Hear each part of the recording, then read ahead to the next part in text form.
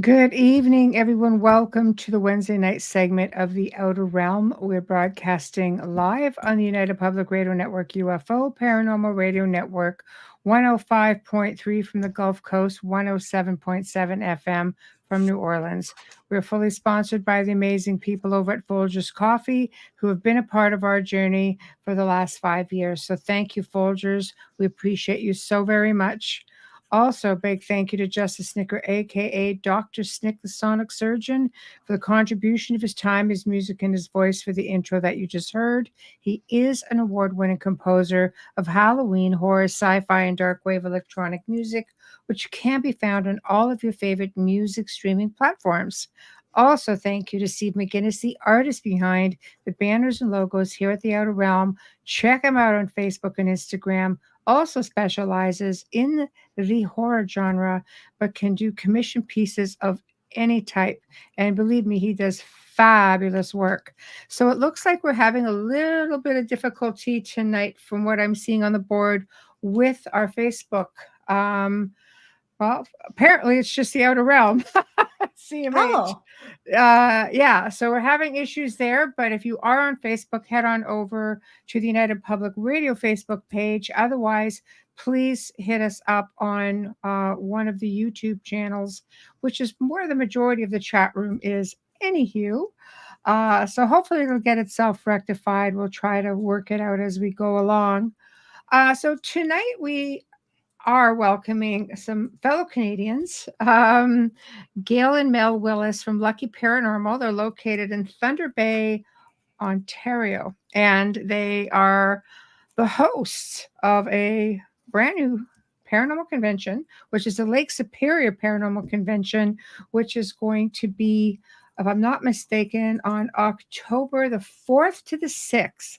And they've got great guest speakers. They're going to tell you all about it this evening, and they're going to talk about some of their paranormal experiences. And this is very new for us. We don't often, have the opportunity to bring on just various paranormal groups. So this should be a lot of fun. I know they've sent over a few pictures that we can look at as well. So that'll be good. So while I'm just going to try to figure out this Facebook thing. Hi, guys. yeah. Hello. Strange. I know JoJo's got a lot of turbulence down in his area. Well, I'm wondering, there's a hurricane coming in through New Orleans. So hopefully, fingers crossed, we'll make it. But so far, 2 of the Facebook channels are down, but we are still on Roku TV, Twitch, 3 different YouTubes, and United Public Radio YouTube channel. So anyway, it's going to be a lot of fun. Looking forward to it. And yeah, so Bubbles, how's it going? I'm good. How are you? well, all right. I'm feeling spectacular. It's been a day, but I'm all right. Good. So, Good. Yeah, I'm glad. Yeah, okay. I had a sound issue. So I hate when I've prepped everything and then I come in and my mic is not working. When I prepped everything at 1:45. Right. So that pisses me off. It's fun. Fun. Yes, the bubbles. Yeah, it almost sounds like soap, doesn't it? Yeah, like bubbles. Yeah, bubbly. I could just go on about that. I could come up with all kinds of little quickies for it, but that's all we would do. So without further ado, our guests have arrived. Oh, that's great. They're here. There we are. Hello. Hello. How are you? Hi. How are you? This is like YouTube all over again. I've been watching you ladies all afternoon. You have? Oh, wow. Thank you, Ed. Yeah. Thanks, Ed. Mine's a freaking mess. I don't know. Mine sticks out like a sore thumb. So, people just see my hair, my red hairs. I know you from somewhere. No, you really don't. You should have said Ariel. Hair, right? It was the hair. I know. I'm going to show up on air one day and it's going to be different. People are going to go, who are you? Who are you? Where'd she go? I know. Yeah, what's this person? Who's this person? But I've had this color for so long. It's just sort of like, oh, and I'm just, I'm appreciative of everybody who's, followed me for ages and such. But sometimes when I'm out and you're just grocery shopping and, you're just kind of sitting there like a baseball cap on or something. And people Yeah, I was just going to say you will have to pull find a you. Marilyn. And I know, and they follow me around the store. It's just like, You pull a Marilyn. Well, it's noticeable. I Well, had sure red is. hair at one time, and my husband would say, I can spot you in the grocery store. And I went back to my own color, and he's like, I can't find you anymore. Yeah, man. It's Whole point, delightful. buddy. But yeah, Michelle stands out. Hers is neon. It doesn't do it justice on camera. You have to see No. it in the sun. Yeah. No, you really A lot don't, of people but- duplicate it too. I've Yeah. noticed that. Just What, saying. sir? I see you, ladies. Uh, You won't get there. It's made just for her. So good luck with that. That's true. It's made just for me. I've had a lot of people try. It's like, I don't know what she puts in it, man. That's all I know. It's Yeah, just, it ends up on my head. That's all I know. It's you, though. It's you. It's your signature. Yeah. People need to leave it alone. Well, thank you, Heidi. Chat board just going. Enough about the hair. But anyway, ladies, welcome. It's nice to have fellow Canadian researchers on. So it's always a lot of fun. And you guys have got the Paracon, Paranormal Convention. Yeah, I'm going to put this up too, just so people can see it. Hold on. Give me a second. Been a day. Look at that. Somebody went and put it on automatic for me. So cool. Gotta love the Raven. Yeah. Oh, We God. are so excited for that. It's been like blood, sweat, and tears. I think this whole year trying to put it together, but it's Right. coming. It's coming together now. Yeah. You've got great speakers. So tell us who you've got coming in. I mean, we know we've got Laura Lee and Carrie Lynn, of course. Oh, how nice. They're very dear friends of mine. And Carrie Lynn and I have known each other for a million years. And Laura Lee and I, probably for the last handful of years. And they're also fellow hosts here on the network, guys. So Both Yes, great we've been speakers. on their podcast, both of them. We've been on Carrie Lynn's and Laura Lee's. Yeah. They're that's both awesome. amazing speakers. That's good. The audience is going to love them. Yeah. The audience is going to love them.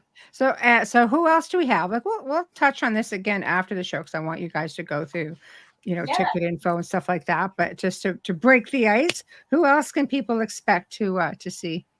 Well, we have a huge lineup of speakers. Actually, it's going to be all day from 9:30 to a.m. until about 7. Wow. So we have Shane Pittman from 28 Days Haunted on Netflix, And the Right. Hoyser Files. and also the Hoyser Files. So he's awesome, and we're excited to have him there. Right. We have Chris Radowski. So he is like one of Canada's UFO experts. Right. He's coming from Winnipeg, Manitoba, and he'll be talking about all the UFOs that have been sighted in the Thunder Bay area, including Quebec Falls. including Kakabeka Falls. Right. And so he does like a study every year on compiles all the reports every year. So he does like an annual report. Right. So that's just really cool. Right. We have Jeff Bellinger coming. So of course, Jeff Bellinger, he's fantastic. He's going to be doing our VIP panelist Q&A on Friday night. Yeah, he's Excellent. He's the host, and he's doing a presentation on Saturday, our main event. Right. Beyond the Haunting ladies are coming. Yeah, so they have a show called History's Most Haunted on Haunt TV and also T&E Canada, I believe. Right. So they're two sisters who are psychic mediums, and they travel all around North America doing investigations. So that's going to be amazing. So they're coming from BC, which is great. Right. Wow. And then Nice. and then we have Six Nations. I have to ask, what is that? What is that noise I'm hearing? Is that you guys? Is there a noise? I'm not hearing anything. It's like a big whistle. It's Amelia. Is that you? Okay. No, I just turned it back I on. thought New Orleans is under hurricane warning. I'm like, oh, Oh my No, god. but I turned it on mute and turned it back on. I don't I know. don't know what it was. I just don't know. Do Okay. you still hear it? I don't hear anything. No, now it's No. gone. It was like a people asking like, what is? Oh shoot. It Okay. sounded like a jet engine. Sure did. Oh, geez. So- Oh my god. All right, so back to you guys. And last but not least, we have Snipes coming, which stands for Six Nations Investigating Paranormal Encounters. So they're an indigenous group that have Nice. a TV show on APTN Very in Canada. nice. Yes. And so they're going to be giving an indigenous perspective on paranormal investigating. See, I love that. Me Yeah. too. I do. I Yeah. totally love that. It's very difficult. You know, I have searched even high and low to find. Aside from D McCauley is out your way, and D was great. He came on the show a couple of times, really early days, you know, and gave us great perspectives. But just trying to get somebody even to talk about folklore and such has just been, you know, yes, I'm putting it out there. Anybody, Yeah. They're going to right? be talking about like blood memory, which will be really interesting from their perspective. There's 4 of them coming, so they'll also be on our panel on Friday night. Oh, Oh, very wow. nice. We Very need to, nice. We need to book them. I know. Look at the Just list if we have. No, I really love it when we can get Canadian content, because we just don't get enough of it. I mean, we have people from all over the world, very humble, very grateful. You know, we learn as much as, you know, as the listeners do. I mean, some of it's just fascinating, but it's just, we just don't get a whole lot of Canadian content. Yeah, and most of our speakers are from Canada. We only have, I think, just 2. So Jeff and Shane would be the You can't- Americans, and Just smack everybody it else. around. Just hit it. Do Whistling. something. It's whistling again? Is it No. me? Oh no. no. Okay, so it's not Amelia then. Okay, I'm just going to mute you guys for a sec. Okay. It's you guys. Oh no. Our house is humming. Oh, It could be what your Yeah. computer's sitting on. If it's sitting on a metal desk or something like that, I don't know. Yeah, we're just getting just the ventilation on the Right. computer will create that. Oh, sitting on like a wood thing. Let's see if Yeah, I I- don't know. Crazy. This is not Well, good. you guys figure that out. Sorry, Heidi. I don't know why You it lift shows up. that it's restricted. That doesn't make any sense. I Is don't it- know. Is it still there? It's a night, man. It's a night. Oh wow. Yeah, we're still getting a buzzing from you guys. Maybe Heidi, okay, maybe it's maybe just try YouTube. to pop out and then come back in on the link. Okay. And just see. I don't. Yeah, because I don't know. It's just like it winds up every now and then. It That's sounds like a mothership. well, what, maybe are it you, is. what are you not telling us? It sounds like an old air conditioner. Oh, weird. Okay. I'm gonna leave the studio then. Yeah, and then and give it Thank another you. try. Sure. Okay. Um, I have absolutely no idea what that was. I just want to say something since we have this minute, because I don't want to interrupt them when they're talking. I sent you a photo. I can't remember where it was, but it's somewhere in one of your boxes. Hasbro had put out a exorcist. I saw them. Kit. Yeah, I responded. Oh, Yeah, did you? I didn't just put a see. big face on them. Oh yeah. my god, I didn't look, but I just thought I'd put it out there because there's a new one. It used to be Fisher Price in 2023. Right. It was out there, and now Hasbro has one. My first Exorcist kit or play kit. That's interesting. It's going too far. I'm just saying, it's going too far. There's a lot on there. That'll be good to talk about, you know, on Q&A. Halloween. Yeah. Well, no, we have one next week. There you go. We have open mic next week, and we'll have to address that. I know everybody's like, what? Yeah. I know. I saw an old photo of a Fisher Price one after I found the Hasbro one, and I went to dig and see, is this real? Is it really happening? And the person who took the photo, this is always a giveaway, is when you see the store shelf in the background, you know Right. that it's out there. Right. Yeah, Ouija boards. Yeah, they've been around. They have a child one, pink or blue, which I don't know how that works with everything that's going on right now with inclusivity. But anyways, because I know. spirits don't care. He'd be 8 years old to summon a demon. Well, you can do that just by speaking bad Latin too. You can do that really young. We don't know what they're saying with that gibberish, you know. I know. For all we know, those kids have already got us set up. Bad Latin. No. So, okay, so that's good. Yeah. Does it sound okay? Yeah. So far, so good. Yeah, maybe There. it did the trick. All right. Oh, maybe no. It's back. No. So a plane is flying by right now. No, it must be something else because we just opened that window. I don't know. Right now, there's a plane. I can't hear the plane. I just hear the humming. It winds up like a jet engine. It goes. It's just crazy. Yeah. I think it's the. Are you on a laptop or a PC? A laptop. Do you have a fan around? No. Okay, the laptop, is it sitting on metal? No, it's on wood.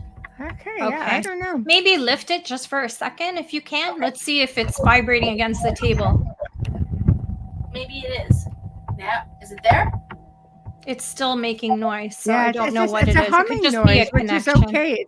It's when it does this wind up. Yeah, thing. we can handle this. Yeah, the vibrating. sure? I'm not worried Yeah. about it. No. Yeah, just try to, like you do in your investigations, move everything out of the way first. Instead of Yeah. honk everything.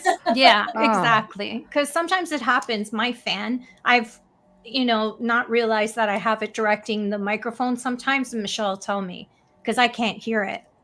I'm just enjoying it, right? Yeah. That's we why I can't asked hear you, do you have a What is it? fan? What is this crap? I can't even get rid of it.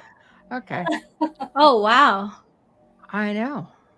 I don't know. What I a night. What apparently- is going on tonight that the four of us, I don't know, but you know we're all what? like, what's happening? I don't know. Something is going on today because all day today we've been seeing like shadows outside our house walking around. we're going to need to meet in the middle of Ontario. That's all I'm saying. I don't know what's going on. Wow. I don't know. There's, as we're getting into, of course, closer into the autumn where, things get a little bit more active, which will bring me to, the next stage of the show, provided we just don't get, sirened out. Humble beginnings. So what got you guys into the paranormal? Was it childhood experiences, or you just up and decided, let's just give this a whirl? Well, I guess a little bit of both, Yeah. So like when I was in my early 20s, it was like, let's give this a whirl. And then Right. we did it for a couple of years, and then I just kind of like let it go, whatever. Right. And then about 5 years ago, my mom passed away, Oh, and then I Oh, started I'm sorry. questioning. Yeah. I'm like, where is she? Because I could feel her, I could right. smell her. I'm like, well, she's here. Can I Right. talk to her? And then Right. can I talk to this person and that person? And Yeah. then we Right. got hooked because Yeah. it's quite exciting. Right. Well, Mel hooked me actually. So I did. So my grandmother had they had a house in Milton, Ontario, and Oh. it was sort of passed down generation to generation. And when I was a little girl, we used to sleep in the attic, kind of creepy stairs going up, Right. and then a very small house, but like two beds in the attic type of thing. And I was Right. always terrified up there. I always had this feeling. Right. And my grandmother told me ghost stories of the house when I got a little bit older in my teens. And so she was saying that when they renovated the house, they actually found like all these World War I newspapers that were sort of bound Very for cool. Yeah. Insulation. And she said that night she got slapped in the face and she thought it was grandpa. And Oh, he wouldn't hit her. Smacks her. What are you doing? Yeah. Wow. And then And then- years and years pass. yeah. And then I come home one day and I'm like, I'm going out ghost hunting tonight. And Gail's like, what? I'm going to meet these strangers in the cemetery after midnight. And she's like, oh. And then I went once, I came back the next day. I'm like, yeah, I'm going to go do it again. And she's like, not without me, you're not. So, Right. so then she started filming, and then that was it. It was like, Because it's not weird enough that you're going to a cemetery with strangers at midnight. Yeah. And she's more like, okay, concerned- let me know how it goes. Yeah, I'm more concerned about the strangers than the cemetery. Yeah, absolutely. Yeah. But then, of course, she Okay. comes back. So I guess it's safe to say, okay, I want in. Yes. We do not recommend this at home. This is a stunt Yeah. Well, performed by professionals. So I please think it's don't great, do though. this at I home. think it's great. We've had some people find so many different, feel inspired, I guess, Oh, I so love many different ways. I've met more people, though, who have said, no, I just saw it on TV and I wanted to give it a try. And I'm just like, it's such, because it's just so not what you think when you watch it on television. It's such, Exactly. such a different it's experience. A lot of waiting, right? Like it's a lot of waiting and just sometimes you don't pick up anything at the time. And then when we roll back the film and we watch footage, we're like, wow, like there was stuff happening that we could not see and we could not hear. You don't. It's always after the fact, but you need a lot of Yes. patience to just sit and sit and sit. Yes. Right. So, and everybody goes to the cemetery. We go to a few. We do. Right. Many other places though, but yeah, a couple cemeteries we like a lot. We're like drawn to, you know. Right. I dig cemeteries. For as long as I can remember, even as a preteen, hanging out with my friends in the cemetery, and even back. I mean, I'm really aging myself, but even back in the day, I was going to come up with one of those back in the day stories. Yeah, but you didn't say what day, so it's okay. Yeah, walked like 5 miles backwards in the snow. Yeah.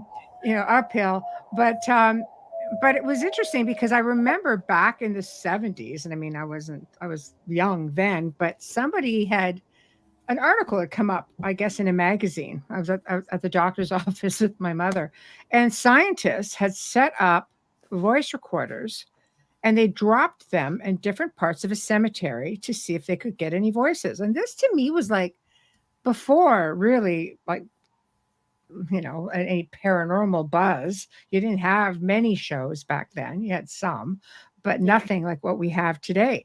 And they had come back with voice recordings. And it's curious because some cemeteries will be haunted, but on an average, they're not, let's face it, if you had a choice when you die, why would you just stay where your body is when you have the ability to just venture around and go anywhere you want, hang with your family, even if you're grounded, because there are some spirits who try to jump back in, right? And it's obviously not a thing, but after a while, you would think that there would be, some kind of little light that would go off and say, well, I'm just going to go home. Yeah. Right. If well, anything, what am I doing here? Right. Why am I hanging here? Right. Yeah. It's like, what's bringing me here? What's drawing me in? Do you think it's the grieving that just draws them? Like people coming in to just sit and. You know what? I don't know, but I also heard about this other guy on YouTube who goes to cemeteries and he cleans the gravestones. Yeah, I love watching awesome. those. There's a few of them, right? You can just watch them for hours. Oh, I know people who have done that. Such a beautiful, beautiful thing to do. And this fellow, he just like leaves his spirit box going, and you can hear them saying thank you, thanks, as he's cleaning the gravestone. So you kind of wonder, like maybe the spirit is always around us, no matter where we are. Mm-hmm. It kind of makes you feel guilty about not visiting relatives when you watch them, right? Because we believe in our field that they've moved on and they can be anywhere at any time. And then you watch this and it's like, if you really believe that they're there, it makes you wonder. But I wonder if it's just, they just notice that someone cares and they see it, they know it, and they visit. Yeah, exactly. I love watching him. It's wonderful. Especially when it's people whose families have just passed on. Yeah. Because they've just been there for so long. Oh, they are. He's got those 1600 and like all those old. Yeah, it's interesting. Okay, a couple of comments. Yeah, that winding. I was going to ask him what K-tel means. Hi, Wayne. In my humblest of opinions, I feel that a spirit would not haunt a place it may never have known, as opposed to a place where they spent a good chunk of their lives. And Cat. Cat, hi, Cat. I feel sometimes spirits don't know they can leave the graveyard. Their loved ones were there, and they think they have to stay there. I think they're all possible.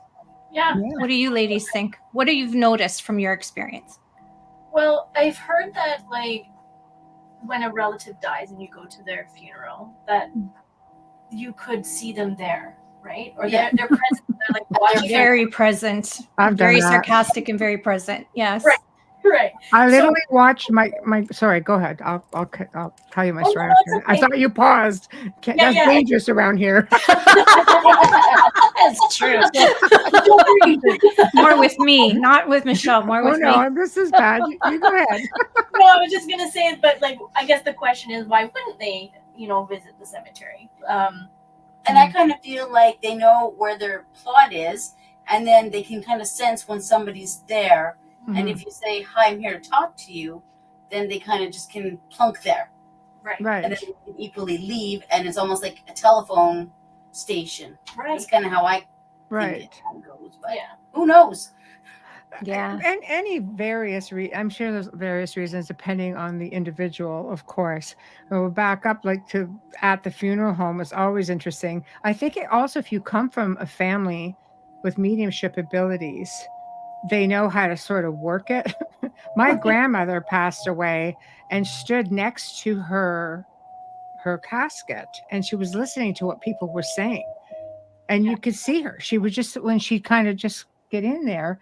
And I remember my uncle behind me saying, "Is she actually listening? Like, what is she doing?" I'm like, "I'm pretty sure she's listening to what people are saying about her." And, hopefully it was all good, because there was a couple of times she looked a bit disgruntled. We were just kind of like, "Oh, that did not go well." So. Want to hear a funny? Oh, sorry. Are you done? See what I mean by pausing? No, seriously. I don't want to. Did I interrupt you? No. Okay. I'm done. This is funny, but sad. I mean, my mom had passed away and I was only 27. So, but the strange thing is my mother was gifted, and my gifts come from, well, we think it's her side. But anyways, someone walked in that really should not have been there at the viewing. And I knew that had she been there, she would have voiced it. Well, don't the flower, the roses that go on the casket, go flying when this person walks in. My dad just looks at me. I'm like, "I'll get them to put it back on." He's just walking away. And I said, "I told you shouldn't have told them." It was just one of those, because I am a medium and I can see that. I was just like, "What are you doing?" But they can, if they have enough, because it takes a lot for them to communicate after they pass away. But she was near death for a long time that we didn't know about. And I wonder sometimes if having 1 foot out and 1 foot in makes you just a little bit stronger when you leave, because you're already learning. Pardon? 1 foot in, 1 foot out. So I know. Sometimes myself. Yeah, but I mean, like, people who are ill, right? I wonder if sure. they have a little bit more understanding. And she basically knew she was passing, even though she was going into surgery, because she said goodbye to all of us and thanked the nurses for her care. But anyways, I can tell you every funeral I've gone to, I have always seen the deceased there. Yeah. Always. But again, I don't know if it has anything to do with culture or religion and beliefs, because they were all Catholic. Investigate. Pardon? That I do know. They check out the funeral homes. Yeah, I've had friends who have bought funeral homes and lived there. Really? Yeah. I myself had a huge antique funeral collection. Wow. I still can't get past that, and we've been friends for years. I got rid of a lot of it, but I have, carriage, like hearse panels put away, just beautiful ornate things, and pulpits, and church, They are beautiful, funeral, like funeral carriages and things Antique, like that. So antique, yeah, not a well, no, Wayne has a hearse. No, that's gone. Oh, No, okay. We've had, But he had one for a long time. Odd. No, I don't think so. I feel like it's like you say, you're finding your past within it. I think you get to a point where you look at certain pieces and you feel like a caretaker. And when somebody says to you, there's a funeral home here that was the very first one in Toronto ever built from the 1800s. And they were closing up. They sold the building, and I went in and just bought a whole whack of like whatever they had, which was like quite a bit. So, I know. She So can clear it, so it's okay. I'm not even worried about that. I'm not Yeah. even worried about that. That's the least of my worries. But it just sort of, I think you look at yourself as a caretaker of things, a lot of things, and you guys probably get the same thing where people have said, this is a haunted object. I don't feel comfortable. I don't want it. My very first haunted object was a skull. I was just going to ask. And now I have skulls, human skulls, and old though, like old. So, all documented and stuff, because you don't want to be like, I don't want to get arrested. So everything's documented. People don't realize it's a thing. Yeah. My oldest one is a medieval skull from the St. Elizabeth's flood of 1465. Wow. Yeah. And where do you store those types of artifacts? Behind glass. Yeah. She has a curio full of them. Yeah. Well, There's more than one now, so I don't keep it out. It just sits in the studio and kind of sits in the corner with a lot of the taxidermy. A little taxidermy. He'll go, that's cute. It's like, yeah, that's cute.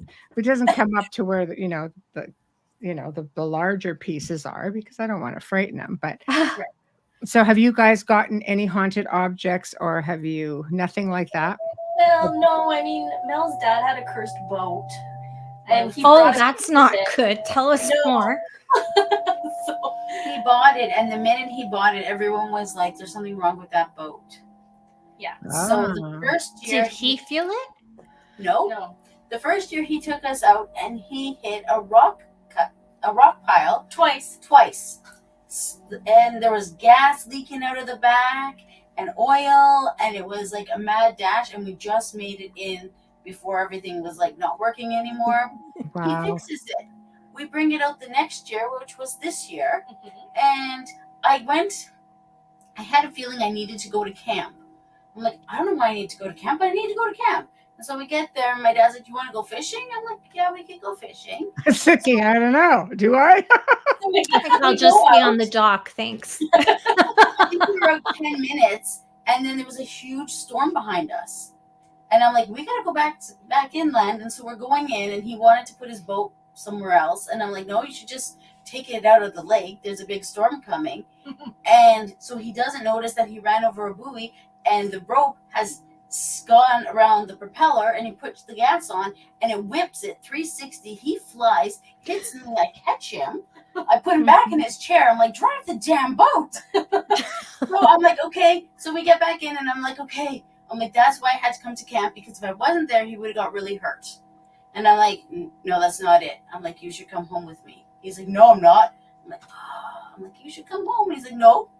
So the next day, we're driving home, and we're like, that boat is cursed. Right. Like, we're going to smudge it when it comes back into and town. we're going to clean it. We're going to clean it out, make it all nice. Yeah. And so the next day at about 1 o'clock, I'm like, something's wrong. I'm like, something's really wrong. And I was anxious for 4 hours, and then I'm finally like, I'm going to camp again. So I go to get my shoes on, and the phone rings. My dad's like, I'm okay, but... And I'm like, oh my God, my heart just sunk. The boat pretty much exploded. On his way home. How does it pretty much explode? Well, his trucks. what's that thing? The cruise control got stuck.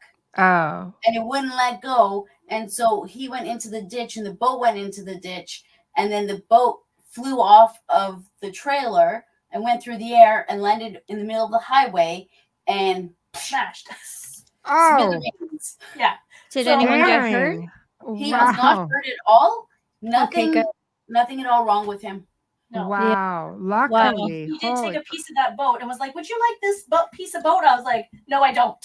And he's like, well, burn it in the fire. I'm like, not even. I'm like, it's going in the garbage can, and it's going out. Burn it, baby. Burn it. Wow. Yeah. Did you notice any change in his personality when he used it? Or is just the feeling of the boat? It was the boat. Well, like when we were coming in that time, when there was the big like storm, it was almost like I thought he was gonna crash. Like he was like, I was like, where are you going? Like he was coming in so fast. Like it was almost like he was a little bit off. After the rock cut, he was actually, I think, scared to drive the boat. Scared to drive it, really. Yeah. Wow. Okay. Did you know the history of it? Did he buy it secondhand? He bought it secondhand. Oh, so you don't. Are know we it. sure it's second and not third or fourth? Oh, I have been. And then he was like gonna take the motor out and sell it again. I'm like, you're gonna pass the curse on? I'm like, no, you're not. Salt. We're gonna be Sam and Dean. Salt. The boat is done. Yeah, salt circle. Yeah, Park it I'm in the with you. parking I'm lot. with you on that. That boat sounds like something happened and stayed with it. Yeah, absolutely. Yeah. And it's funny because he just called me this afternoon and he's like, "You want to go see a boat tomorrow?" I'm Just like, say, "Yes." You did Tell not him it's say gonna that snow to soon. me. You're up north. Right. You did not just say that to me, did you? Yeah. So So we'll Yeah. test it out, and if we get any feelings, we'll be like, "This is not the boat for you." Next summer. Wow. Next summer. wow, that is crazy. That is crazy. So I have been to Thunder Bay. I love Thunder Bay, and a long time ago. Won't get into that because it was it's a lot of fun. I love Thunder Bay. We'll leave it right there. But checked out a place called the Zoo. The zoo. It was a bit of a it was a bit of a It's not a zoo headbanger anymore. establishment. We'll leave it like that. Okay. Yeah, everybody knows me know. I was a headbanger, What so kind it was a lot of fun. But establishment? I spent about a week there, and Really? it really is beautiful and lots of energy. There's a whole mix of stuff up there, and I think a lot of it has to do with maybe because you're just so far north. Lake Superior, which is an energy pool to start with, as many of as all the Great Lakes are really. But I remember being not too far from there, and somebody had given me a Bigfoot story up there, and you cannot help but drive up there in those remote areas and literally expect one to just that or a moose, because I had that encounter up there, up near Kenora. That was an experience. Anyway, anyway, but there's a lot of stuff up there. So do you guys primarily, do you get into any of the crypto stuff up there? Or have you had any encounters? I'm scared. You know what? Really? Yeah. I'm scared of Bigfoot, actually. It's like uncomfortable. We've seen UFOs. That was enough for me. Yes. I Yes. was like, please don't come visit. Right. Well, I'm with you. You guys can stay at my house anytime. Seriously, I am with you on that one. If you want to see them, you go visit Michelle. Because they're always there. You can see lots of things if you visit me. Yeah. But I would expect there would be a lot of UFO activity. I've had stories from people who do long distance truck driving, and there's a lot of Bigfoot stories up there. Of course, Yes. Dee McCauley didn't help with his Bigfoot stories either. Thank you for that. So but there is a lot of Bigfoot stories, and also Dogman. We've heard stories. oh, is there Dogman up there too, huh? In the Oh, golf yeah? course of all In things. the golf course, there seems to be a portal. We've heard actually from a retired police officer telling us his story about Dogman. But actually, I'm in engineering. That's sort of what I do for my day job. But one of the portals? No kidding. one of the big projects in Northern Ontario, they actually have a division that collects Bigfoot sightings, and this is a mining company. So they take it pretty serious up here, actually. But they're very hush hush about it. Yeah, very hush hush. But it's a thing. Yeah, So- they so don't you want to get draw that many- people in. Yeah, you Yeah. get that many sightings that the higher ups get involved. That's very, very interesting. Almost like Alaska. Yes, we're pretty far up there. Here No, I it's mean the same thing, Alaskan Bigfoot, the amount of sightings and evidence that they've collected sounds like we won't say the area because we don't want to draw That's crazy right. people to it. Yep. Yeah. But here Here, it's the big black cat sightings, and that the Ministry of Natural Resources get involved in, which is very surprising because there are these big giant black cats that are sighted everywhere from here down to the southern United States. But apparently up here, there's enough of them that they actually go in, they analyze, they've found bones, they have found, which is interesting for a cryptid because that they have found bones and feces and things like that, and they can, they've been able to actually document it. And read an article about it at one point. It's just like, but I don't imagine you'd find anything like that about Bigfoot or with your local police detachment wanting to get in there and put it official, Yeah. Share Wayne's story. See if the ladies know anything about this. What? Sorry. Wayne's story. All right, here we go. Oh, this one. I told Carrie Lynn this one, and we were both like, this is a story. You can go ahead and read it, and I'll. It doesn't matter. Either or. Yeah. Okay. Well, read it. Go ahead. All right. Yeah. A trucker friend of mine was on the way up to Thunder Bay and stopped at a truck stop gas station. The whole place was open with food on the grill, cars in the parking lot, but it was completely empty. Super strange. He booked it out of there. Yeah. He went on. It was down the hill when you come down, or before you hit the Wawa Hill. There was a big truck stop there. So between the Wawa Hill and Sault Ste. Marie, basically somewhere in that stretch. And I think I actually might remember that place because I'm pretty sure I stopped there. It's a fair size establishment if it's the one I'm thinking of, because there aren't many there, at least not back then. And he went in and everything was still. The lights were on, like Wayne says, and the food on the grills, food on the plates, music was playing, cars in the parking lot. He went in and he actually called the police, and he said, "You need to get here because this is just not. This isn't cool. We don't know like what's going on here." He said he took a little bit of a walk to the sides to see if he could see anything and couldn't, and he just got in his truck and hightailed it out. You have to remember too, buses stop there. You don't know if you don't know if it was an alien abduction. You don't know if it's something. I mean, it's obviously supernatural, paranormal. He never heard anything after that. No, and not even a fire with the food still on the grill. That is odd as well. Strange. Yeah. So there's a little. Don't forget to film it when you ladies investigate it, because Gail and Mel are already. I can see their heads. I'm like, what am I doing this weekend? What day can we go there? I want to see it on your YouTube channel. If you go, Is it still there? It must be. I would imagine it is, but I mean, this was a really long time ago. Like I would have gone through there. I'm an '80s kid, kind of. So yeah, so it was like in the '80s when I went through it, and I don't know when he went through it, if it was around the same time or but for me, I remember it, and just because I remember the layout of it, which just had a really big parking lot, big square jobber.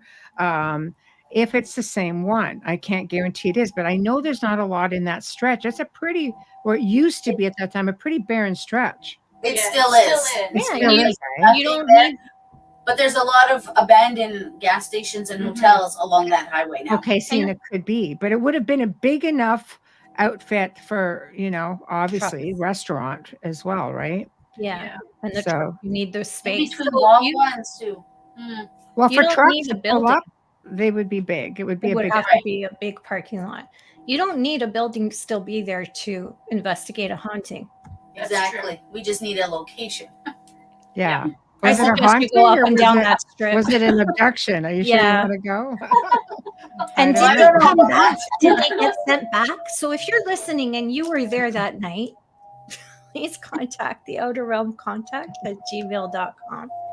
If we still talked to the guy, we would have got him to put the story. But when he said the story, I was kind of like, wow. People always feel compelled to just, I have a story. I'm like, right on. Yes. If Yes, the pol- you say paranormal. But if the police went there, there will still be a report. The unfortunate thing is we weren't digital then. Right. So it'll be on paper or microfiche if anyone still has that. The library still does. Yeah. But it Okay. might be worth would it might be worth a road trip, you know. And Absolutely. Absolutely. I know.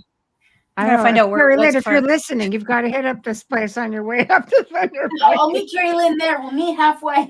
Right.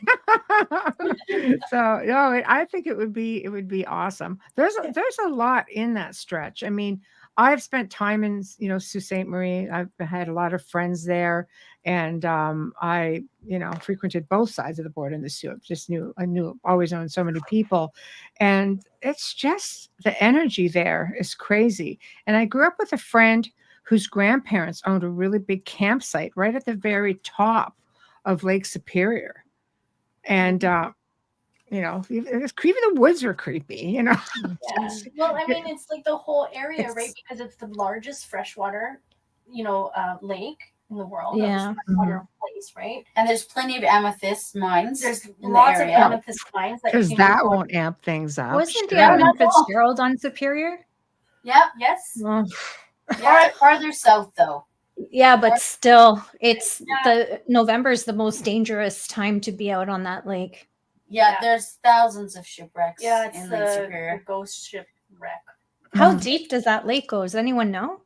It's Over it's 1,000. Lots. It's huge. 1,000. It's deep as deep as deep. You don't know. I don't know, but it's very deep. It's not Mariana's Trench, but it's Darn deep. well, obviously, Right. it's ships are going through there. Yeah. Right. There is a ship that's sunk, and it was called the Bannanock. Yeah. Bannanock.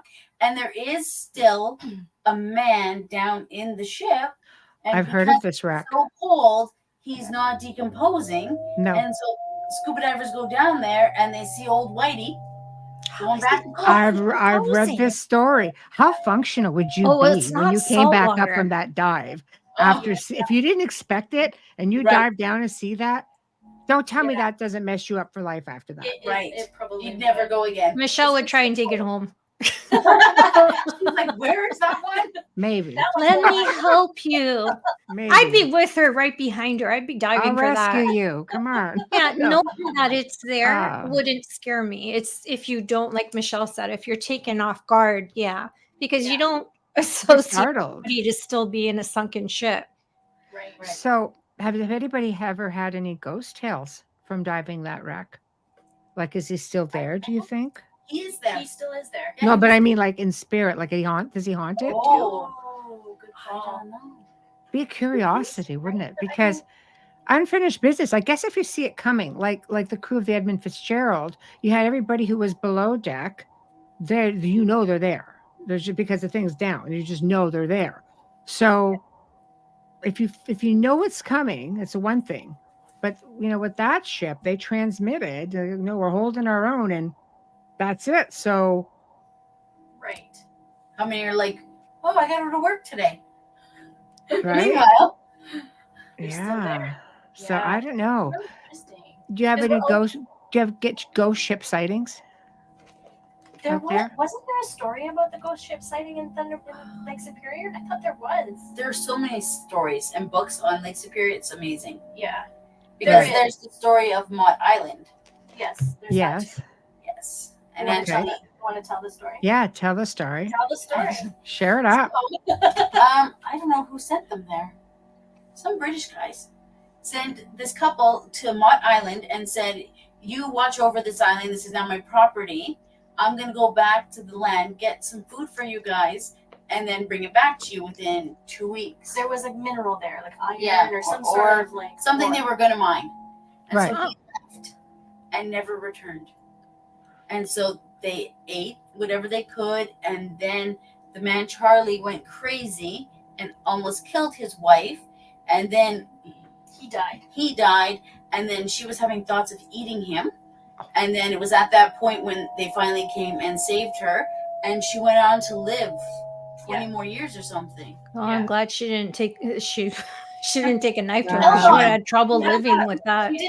She did not have that soup. But you know what? They did make a movie about it. It's called Angelique's Island. I think so. Yeah. It was really good. Yeah. Wow. I Wow. need to watch that. That'd be so messed up. How Like, is it a film mentioned again, that how I've never functional seen? are you after something Right. like that? Right. So That's we kinda need to scary. go up there and kind of investigate that location. Yeah. Yes. To get Yeah. Not a haunted. Well, First boat haunted, either. haunted islands are fun, But I think we did a story on haunted case files about it when we did in the Muskokas, which It's was not, a haunted island. Yeah, it was crazy. not so much fun when you're left there Crazy. overnight.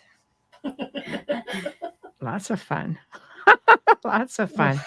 It's Yeah, tough it's that because overnight business that gets a little bit nerve-wracking. Yeah. Well, knowing that you it can't can leave the be. place. Yeah. Yeah, you're It's like a totally horror film.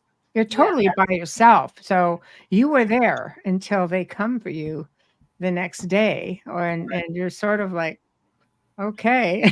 What do you do for And it was Scooby's haunted as Nest? hell. I mean, we knew people who, I guess they had just put a golf course up there. It was in the process of being done, and cottages were in the process of being built and such. So we had a client who they were the builders of these cottages, and there were all kinds of problems. But it was owned by an indigenous, native family, and the cemetery was still there, and it was hidden. Only the owners of the island knew where it was. And there's a big old beautiful lodge, and it's unbelievable. Like, you step back in the 20s, Marilyn Monroe had been there, the Roosevelts had been there. They used to do pony racing there. Lots of history, and haunted as bleep. So it was good. It was a good night. It was a good night. So Like getting stuck at the Stanley Hotel. but Only yeah, at least you can run from the Stanley Hotel. There you have a Circles. long swim Going in back. circles. They still got to catch you. Right. So I got all my but- steps in. still got to catch you. Leave the stilettos at home. That's all Oh I gotta God. say. No, they give you traction. Yeah, they go do a bit of damage, that's for sure. Just have flinging them. Lethal weapon. But, yeah. So you guys have traveled abroad. You've sent some pictures. So tell us about Chillingham Castle. Chillingham, Amazing. the most haunted castle in England. Yes. In the world, I think, actually. Well, the shirt says England. Okay.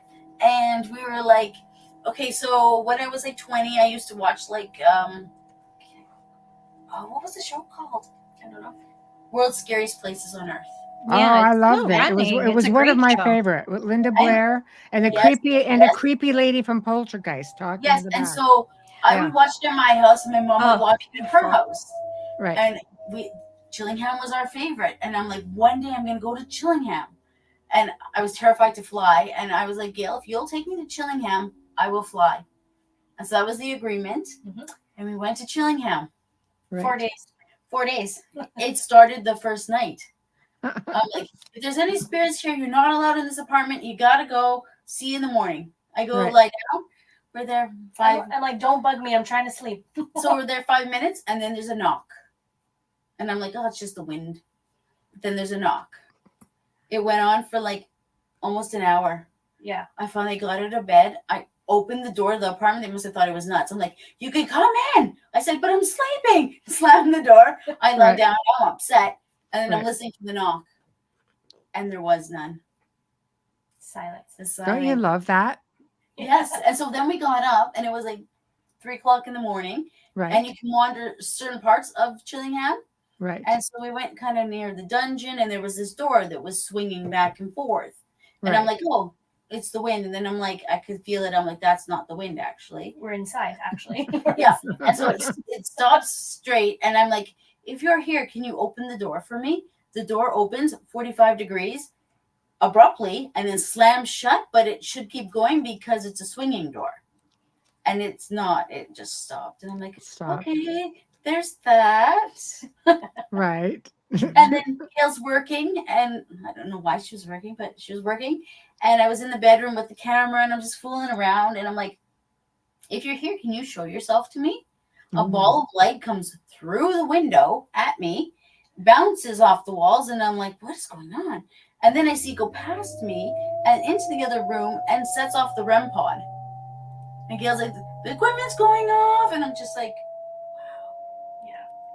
So then we find out that the room that we were staying in, it was called the gray apartment. And next door was the pink apartment. And in between was like sort of a very thick wall.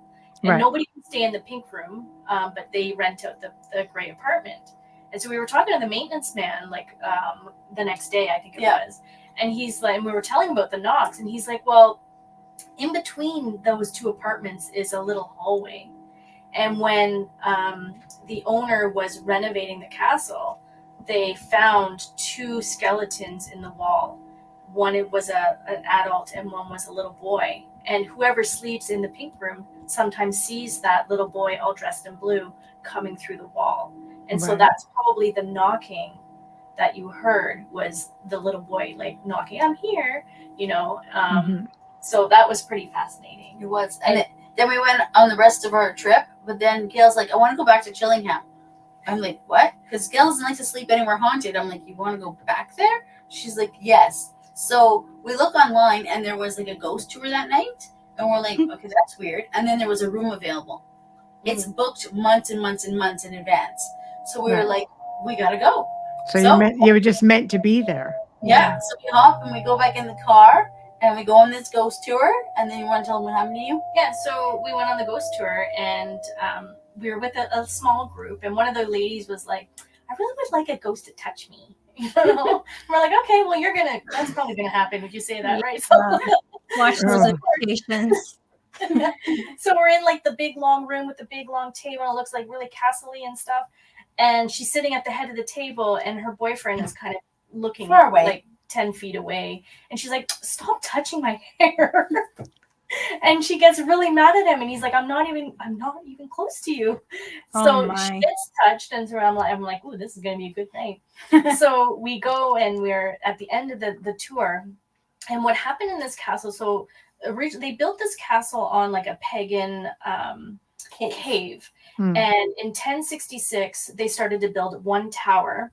And it was between like England and Scotland when they were fighting. So it was like a battle center and it was very close to the Scottish border. So they captured Scottish soldiers there in the castle. And over the years, they built 4 sort of pillars and where they would go in between under the caves, like in between these 4 pillars. And then when King Edward was coming to visit the castle, they decided to build walls in between those four pillars. So that's how that castle was built. So it was so old, like 1066 is very, very old. So anyways, during the battle, and I think it was in the 1400s, there was a torturer named John Sage, and he stayed in the king's area, and he tortured all the men and women and children that were there. So we were at the end of it was horrible, horrible things. And so we were at the end of the tour, and we were in the tea room where they have coffees and tea and stuff like that. Yeah, and he kept saying John Sage. He kept talking over and over, and I'm like, he needs to stop that. That's all I could think about. I'm like, he needs to stop. Something bad's going to happen. Yeah, but nobody wants to talk to him. Yeah, nobody else. Right. We don't want to feel that. No. Right. And so we had come down from where he like tortured people, and there's like a stone kind of spiral staircase into the tea room. And he said, oh, see that fireplace there? Well, that's not a real fireplace. It's actually fake. And if you open the door, it leads downstairs. And that's where he actually did the torturing. Oh, I was going to say that's super cool until you said that. Yeah. And so the owner of the castle, Sir Humphrey Wakefield, who we got to meet, which was amazing. He's 87 and he's still really chipper.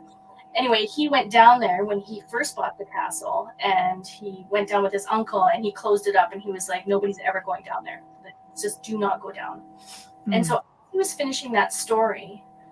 I was sitting closest to these stairs, and Mel was beside me, and the other guy, there was another fellow across from us. We heard this growl, but it was like a cat, sort of a guttural hiss, come down the stairs, hits me in the head. As heat. My whole face got red hot, and it was actually hot and hurt. As soon as we kind of heard it, all of us shifted down the bench. And so it was like this huge energy push. And it was like nothing I've ever experienced. And it was really wild. And everyone sort of stopped the tour and was like, oh my gosh, like, what's going on over there? Like, what is happening? Because it was like really, really powerful feeling. So That would be the place, that's for sure. A lot of history. I've been to something about, castles and medieval places, and I have to agree. I only stay in haunted places, no matter where in the world I travel. You just why wouldn't you? That's totally my thing. But it's not for everybody. I love the anticipation of maybe Yeah. something happening. It's just It's so. not. It's It's not usually Gail's thing either. No. Really. And you know what? I'm like, I can't sleep here. I can't sleep here. And then I fall asleep like within 10 minutes. So- I know you have good sleeps, and then I get really excited when I start hearing, like, I've had things like start walking around, or, I'm not a fan though. When I was in Romania, I had something right in my ear go, Michelle, like this, Oh. yeah, we were in Brown, and I look at, my teammate Melissa, who the joke is always a freight train could not wake up Melissa.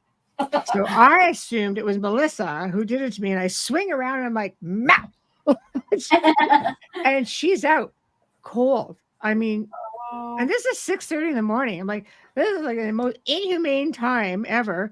And this is ungodly. And I'm looking around and just like, Wow, that is nothing. amazing. Yeah, male voice. I was just kind of like, but So where was that in Romania? Like, where did you stay with that experience? everywhere. Everywhere haunted. So I should Yeah, go to Romania, is what you're We were saying. there for 2.5, almost 3 weeks, and we just kind of went from one end of the country to the other, and like In the Audie, forest. who's also team member, she goes, okay, what do you want to do? Bam, bam, bam, bam, bam. No matter where I travel, because we did um, Scotland and France and south of France and things like that. I just said bam, bam, bam, bam, and she had me on itinerary down to the last literally minute. She goes, you have exactly 2 hours to be at this place. Make it happen. And I'm like, but I'm having fun. You You don't need have someone time with to have discipline. fun. Yeah. You need someone with discipline to keep you. Oh my gosh. I was just like pouty and I couldn't just see everything I wanted to. But I did see everything I wanted to. I just wanted to see it longer. But Right. Yeah. but it was a lot of fun. I love to travel, but it's for the the excitement of everything. It's not just a haunting. For me, you look at a place like Chillingham, you're looking at just like, I love history and architecture. So I'd be there just looking at all the architecture, and sometimes something can just hit you in the face, and you would probably be just like, it's just, what was that? Like, Yeah. it was the And wind. The guy who owns it, Sir Humphrey, is actually a antique collector. Oh, so he's got So cool it's all stuff. full of Yeah. antiques everywhere and weird things, and you're like, okay, that's strange. Weird things, my kind of guy. Yeah. Like a torture room with all like different torture devices and such. Oh yeah. Well, hey. I was like, okay, It's just like, you do you. yeah. I love that though, because again, it's the history of it. Things like this are. I had a friend, somebody I'd filmed with. His name was Billy Jameson, and they had a show called Treasure Hunters, Treasure something. Anyway, when I went to film there, they had just acquired an entire torture chamber from Nuremberg Castle. And I know, and I don't think when we were filming this, well, we have something to show you. And I think they expected me to just go, oh. And I walked in and I went, oh, there's a playroom.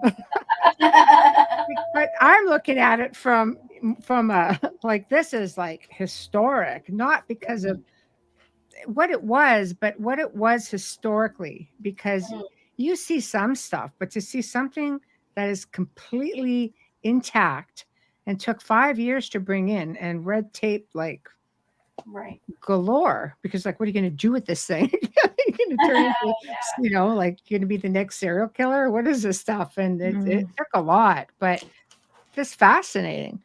But you guys have pictures, so Oh, I love show and tell. do you I mean, obviously show the bigger, like the setback one first, and then okay, and you guys Yes, can so describe for that. those of you on audio, you might want to swing over to YouTube. Here So- we go. The castle had just opened up for the day, and the Okay. guy Richard, who opened the doors, he opened one and he opened the other, and I took a picture. There was nothing on the side of this chair, and then I took another picture, and then that thing is there. Is that thing? So you went click click. Yes. As It's a he was person.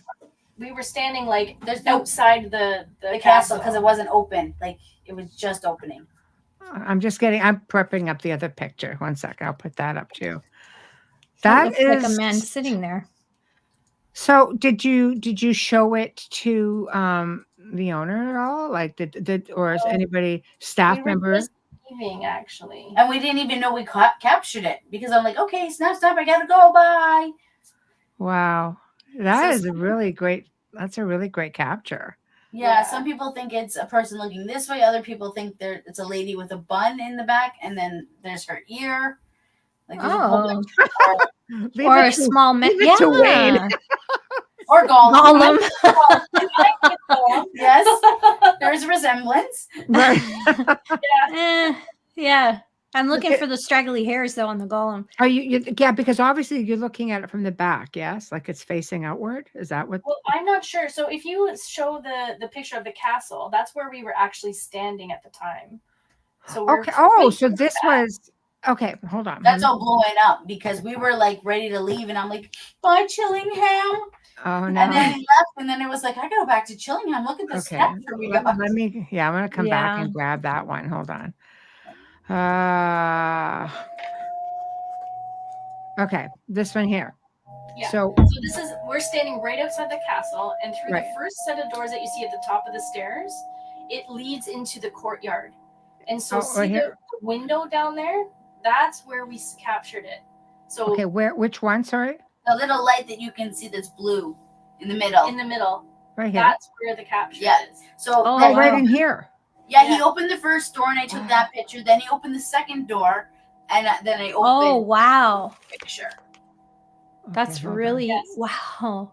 Okay. I wonder how many people took that type of photo and don't even know they have it. Yeah. What was strange, there's nobody there but us. Because it was like right on the dot when it was opening. Yeah. Wow. That is really fascinating. Wow. What a nice memory. So you pretty much went and got exactly what you went for.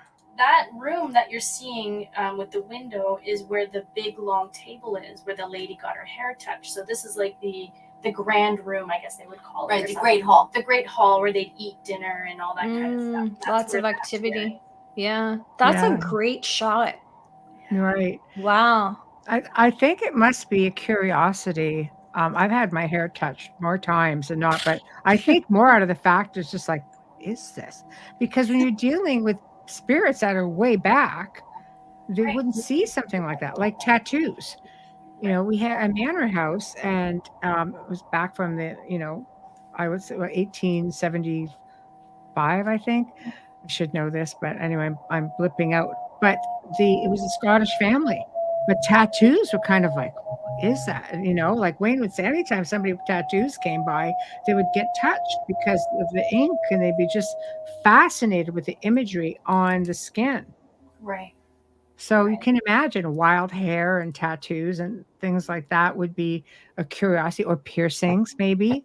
Yeah. To a medieval spirit, they'd be just like, Yeah. When I do a piercing, it's downstairs in the other room. By the fireplace. Right. So. Oh my gosh. I would know. love to go there. Yeah. There's lots of places. Mark says he hasn't been there yet, and he's in England. You're a champion for being up in England right now, Mark. I'm just saying. Yes. Go now, Mark, and film it. I know. It's already breakfast. I know. It's like 3:20 for him. My gosh. I know. Whenever we have we have friends in England who sometimes chime in. I'm like, what are you doing? Yeah. So, we're gonna do a quick station sponsor ID. Yeah. I know. It's what makes us on the air. But it never fails that this stupid mouse doesn't work when I need it to.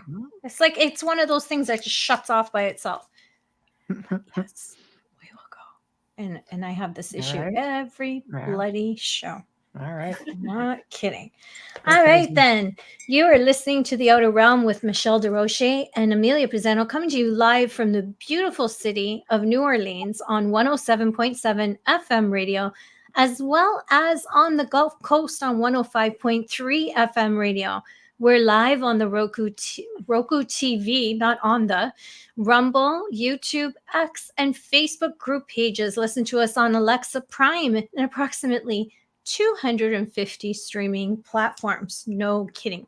You can find us anywhere. Search United Public Radio and then The Outer Realm.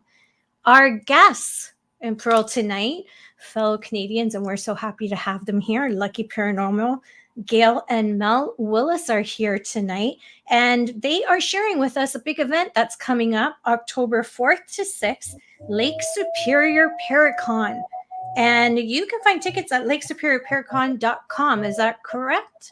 Yes. Yes. Yay.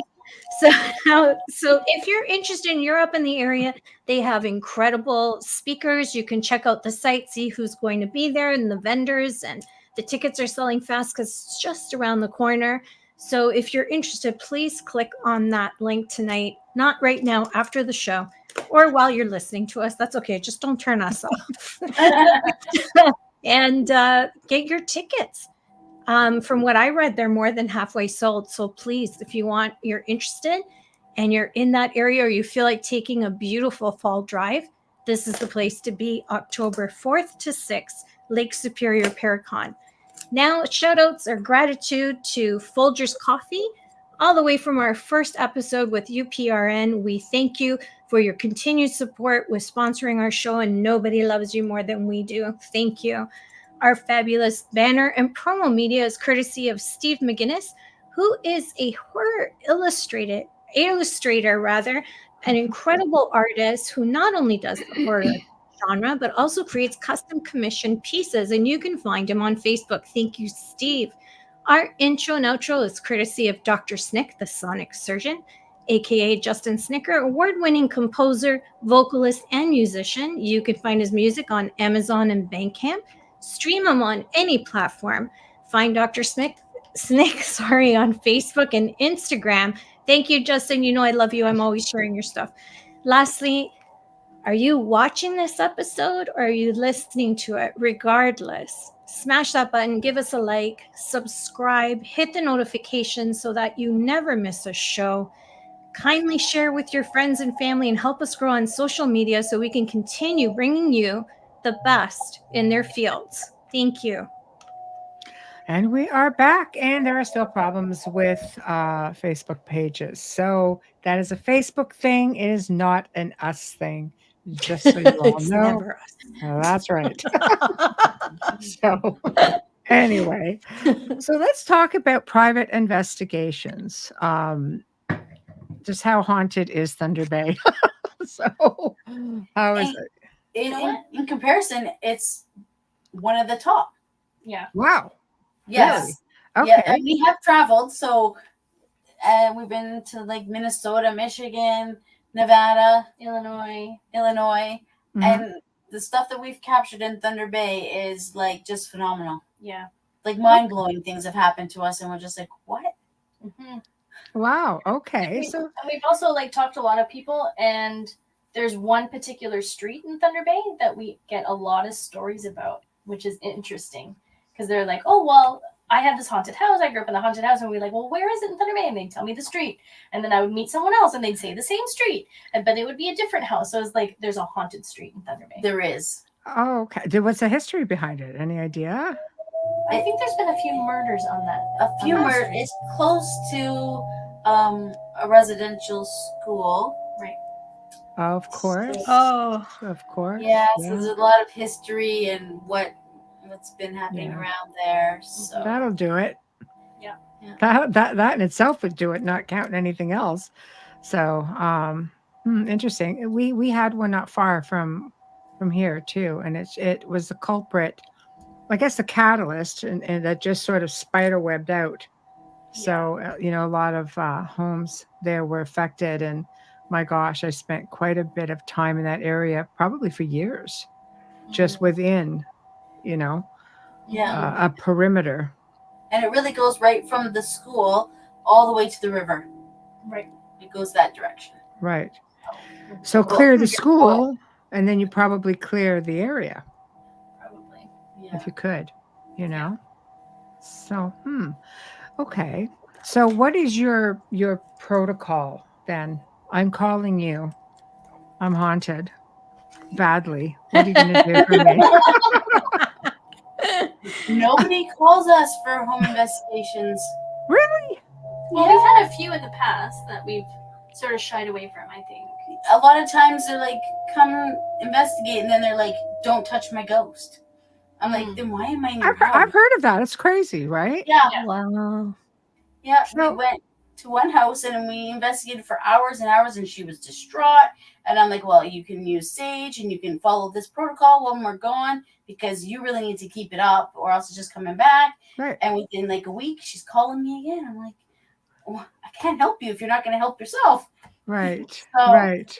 But they're like, well, I left my video camera. Like they had security everywhere, and they watched it 24/7. I'm like, okay, there's probably Right. a mental health thing, and it's just that seems to be what happens. Yeah, I've had situations where, spirits have been cleared and I get a call and say, I want it back. I'm like, what? I can't do that. It's up to the spirit. What do you want from me? Like, Wow. I think, you just get so accustomed to it. I after a while, I didn't do really benign hauntings anymore. It's just because there was just so many people who didn't want to do the malevolent ones that it was easier to just refer people to people who just wanted to go in and have a nice experience. And maybe some people just want to communicate with their spirit people. You know what I mean? They don't want them gone, or they just want to have an understanding of who they are and how they can properly communicate with them and make sure they're not being tricked by something maybe more malevolent. Yeah, right. Mhm. Right. And there's a group in Thunder Bay that does deal with negative entities, and that's all they deal with. Right. And so I'm often like, you can call these people because they'll help you. Yeah. Right. We don't want to do it. Yeah. I know. Wow. I used to get a lot of those. Yeah. We did clear spirit at a cemetery. The spirit box, a guy named Steve kept coming through, and you could sense that Steve was upset and he did bad things. And we're kind of like, okay, Steve, go to the light. He's like, no, I'm going to go to hell. So we had a whole conversation. No, you're not going to go to Salty thing. Yeah. You know, he did bad things, and then a female voice comes through the spirit box and says, Steve, I'm in the back. And so we're waiting, and then we're like, Steve? Oh, my. I never heard from him again. Yeah. So, Wow. that was one of our first experiences. So have you ever gone into a place that was supposed to be benign and ended up being completely the opposite?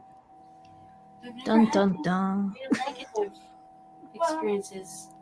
Chillingham was negative. There's Ancaster. That was- Ancaster was, oopsie. Ancaster was one. Is not someone's house though. It was like an old ruin. That Oh, over Ancaster, where? Ontario? Where, Ontario or Oh, they were talking about yeah. the Hermitage. Yes, Yes, the Oh, Hermitage. yeah. I've done that one many times. It's fun, isn't it? It is fun. It wasn't fun. no? Did you No, hear all it's- the chanting and the drums down like in the off the ravines?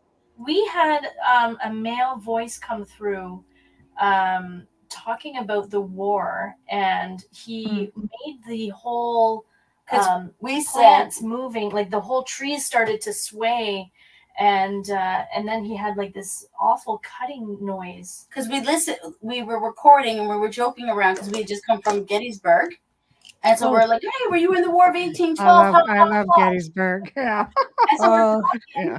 and then we Great play it place. back, and we're like, are you from the War of 1812? And you can hear this guy go, I sure was. And I'm just like, we're all like, Oh, my did God. you bring back a hitchhiker? Not Maybe. then. Another time I did. Right. And then we hear him say, it's like heaven, doom.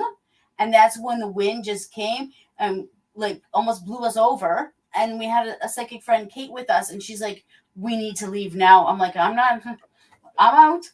We like ran up to the parking don't lot. worry. I'm listening.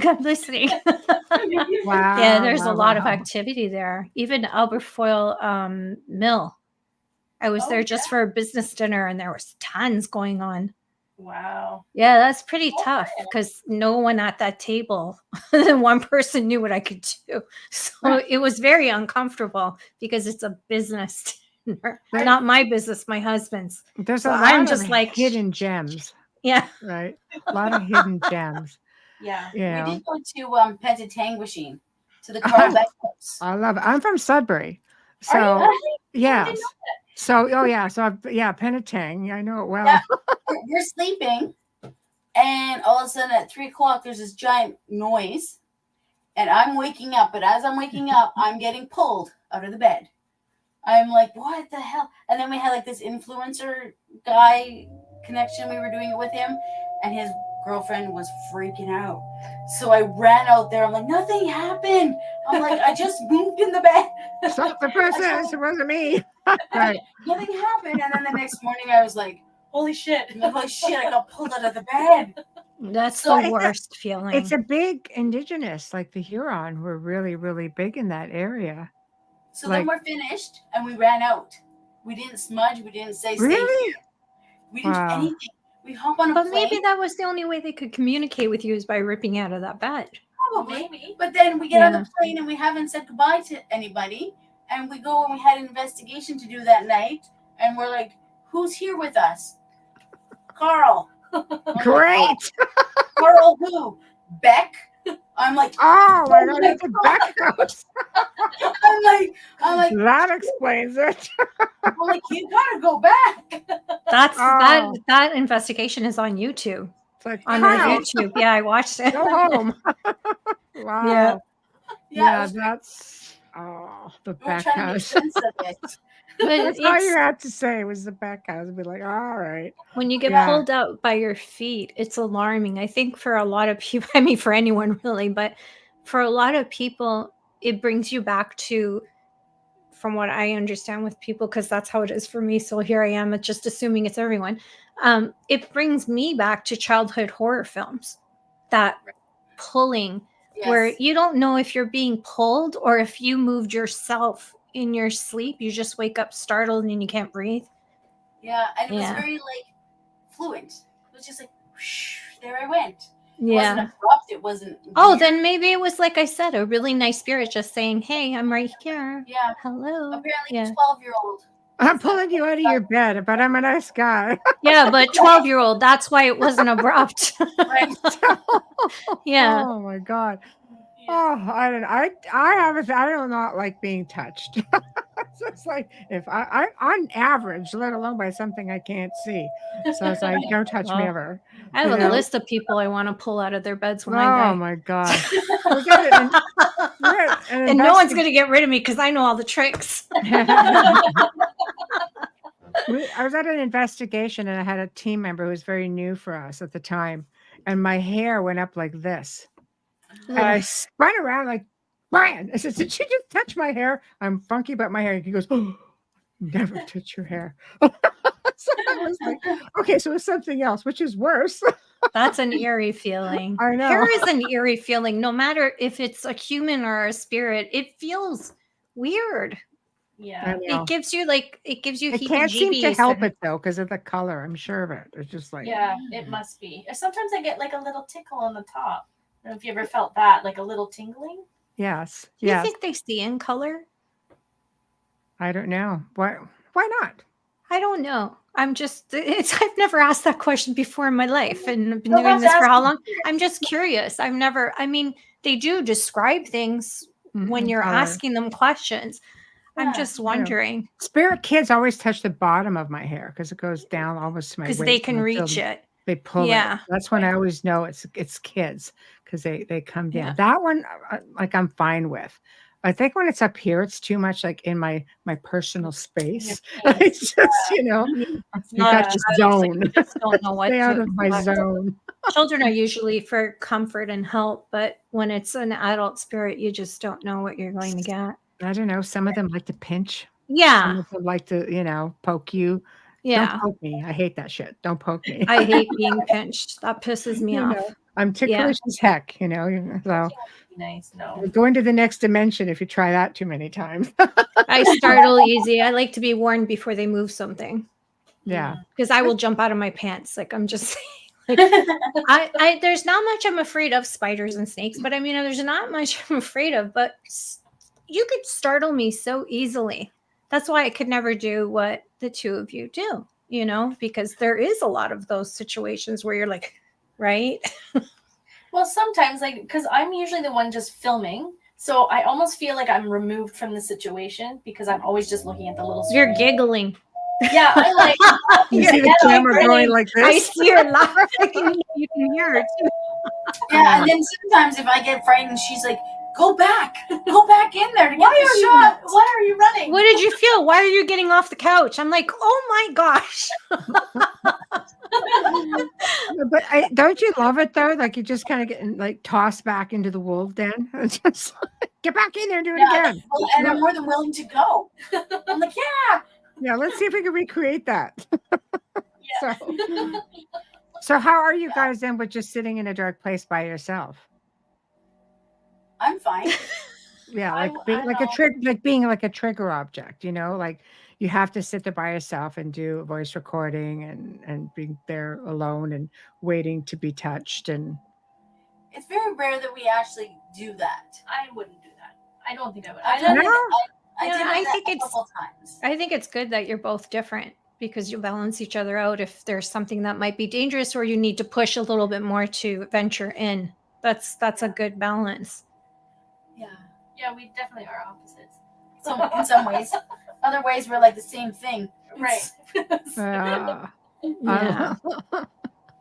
But you know what? I think a good spirit, good person in life, good person in the afterlife, they tend to be very respectful. I think spirits tend to go out of their way to try to get your attention. They don't always realize you can't see them. Sometimes you just have to say, "You're dead. I can't see you. The family can't see you." You know, I've worked with families where it's just like, okay, for example, Harold here likes to sit in his chair every day between 2 and 3 and read or just be left the heck alone. Then the kids come in here, run circles around it. He can't stand it. Can you leave the room alone between 2 and 3 every day? And No. the family eventually says, okay, we can let Harold have the room from 2 to 3 every day. And the haunting stops completely. Right. He just Right. needs that control. Well, he just wants the consideration, I think. This is my home. Yes, and he doesn't mind sharing it, but he had a routine in life and wants to keep up with his routine. And then you've got these little people running around and just wreaking havoc in the room, and Harold's just losing his mind again. So, you know, I could see how, you know, spirits would get very, very frustrated that it's not a malevolent thing more as much as a frustration thing. Afternoon nap. I could see that. I'd be ornery in the afterlife if I wanted to nap and I had little people running around. Unless it was my little prince. I was just gonna say you got that going on now. Little prince would be okay. Yeah. Yeah. But, you know. I don't know. I see, for me, I would want to ask him if he needed any help to move on or why he was there. Make sure So- he's not stuck. So this is another question. That's a good. We tend to do this when we meet people who are in the field. What are your thoughts on? Again, it's tough on spirits who are stuck. Do you feel they should be moved on? Because I mean, some places make they make their living at a haunted location. To each his own. I mean, you don't have a whole lot of. It's your place, right? But do you feel that spirits who are stuck should be given the choice? I think they should have a choice. If they have a choice, yeah. I wouldn't do it just for the sake of doing it. I think that we would sort of try to communicate on whether or not they would like to move on, if they need help moving on. Yeah. But if they're happy and fine and content with where they are and what they're doing, And that's what they want. and that's what they want to do, I'm not going to facilitate moving on if it's not what's needed. Right. There's But- another group that I know, and they went to a place in Minnesota, and they have to sign a contract saying they will not move on the spirits. But they interact I'd be with them, sued after that because I'd move them all on. and then the spirits were I'd be sued. That's not our place to do, right? Right. I think So- that what Michelle was going to say, I already know what she was going to say, so I'll just let you say it. No, I believe that once you know, I've and many times throughout the past have moved spirits on and just said you can come back if you want. I think once you go over once and you realize what I can come back. Sometimes they don't want to, they realize, but sometimes if they really love a place, they just come back in visitation, but they leave all that baggage behind, you know. They come back and they really are happy to be there. They don't have those hang-ups. Less vulnerable to the dark side too. Right. Sorry? They're not vulnerable to the dark side if they've ascended, like where they've crossed, or however you want to put it. Yeah. And Well, you know, and ascended, if they you know. believe in a life after life, we learned that one last week, a life after life.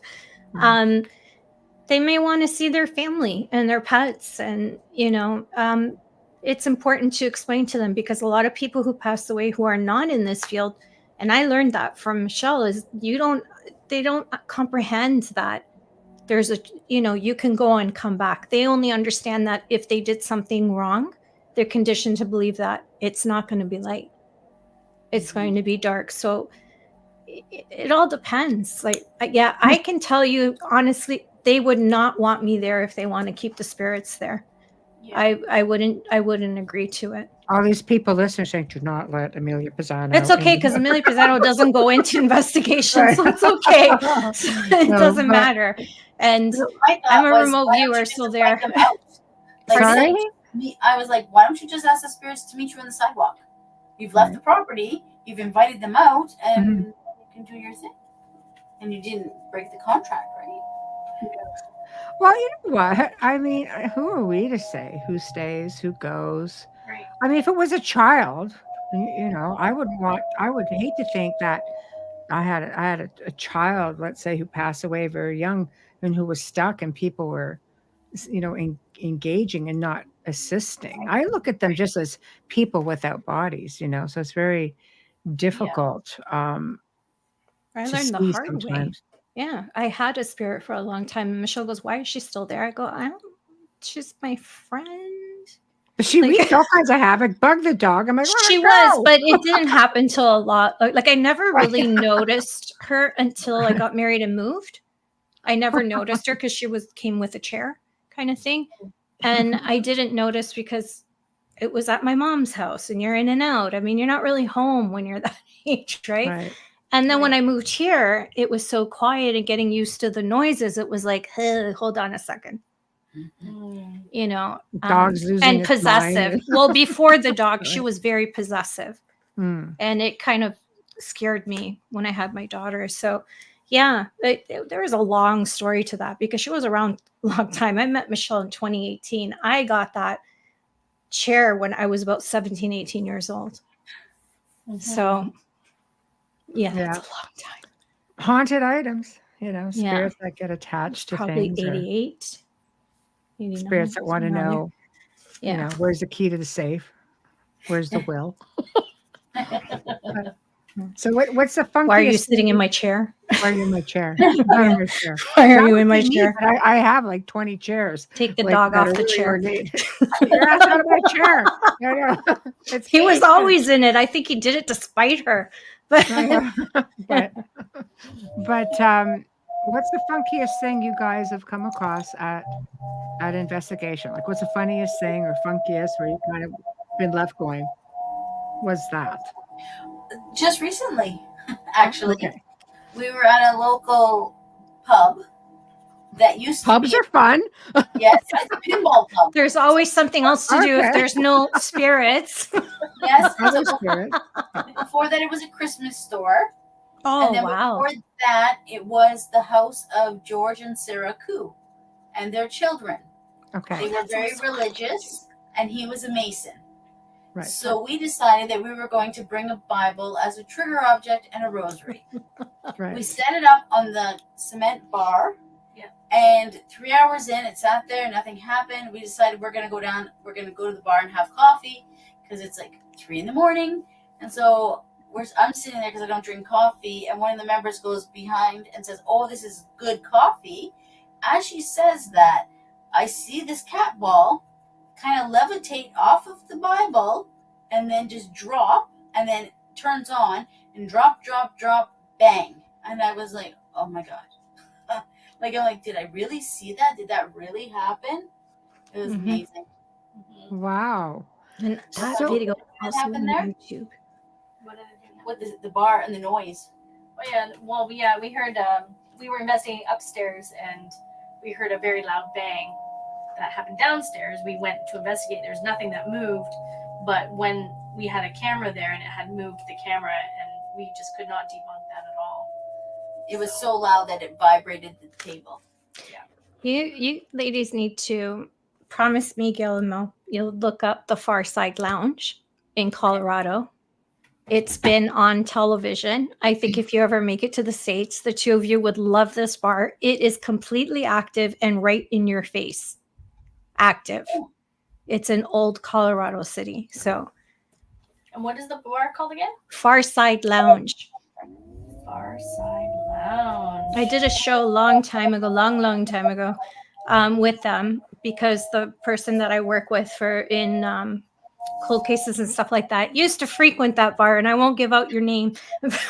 But, yeah. So, anyways, we had them on the show, and they were the experiences they had. You would love it, like glasses moving right in front of you while you're there in this pool. They don't wait. They don't care what time of day it is, right? Because we're talking about old cowboys kind of stuff.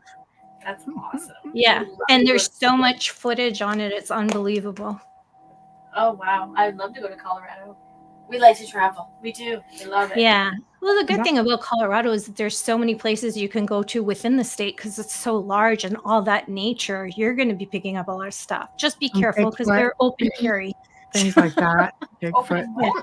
They're open carry. It's unlike something I can't say the word, but they're Oh. open carry. It's not something we can do in Canada. So Oh, gotcha.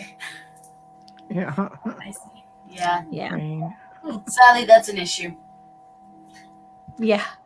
Wayne says, and what first I have to say because I'm with Wayne, only 20 chairs. He says, "Are you serious?" I'm going to say, "Who are you kidding?" It's not me. We love Okay. Michelle. We love Michelle, but Michelle loves chairs. Old chairs. Old Yeah. chairs, yeah. I'm surrounded. Yeah. They're everywhere. And I he's can't on a help it. throne, so yeah. Could But be she worse. is the queen of the dark side. So It could be worse. Wayne says, and then there was the case of the demon face looking out of a TV that wasn't plugged in. It was in an old funeral home turned restaurant bar, and Michelle was there for that one. Sister We Wives, Colorado. We filmed ET Canada there, actually, at that time. And I brought my sister with me, who's extremely, I want nothing to do with this, but I really dig ET Canada. I will be a spare. I'm like, okay. So there was some of the crew, because we also had a camera crew there, and I was being interviewed by the ET Canada people, and I come in and I come back and everybody is like white and just frozen. And my sister is just like I don't know everybody else, but I know my sister. And she said, and I knew what was in the house. And she said, this they had a big screen TV, it was unplugged. The whole place had been winterized. The heat wasn't on.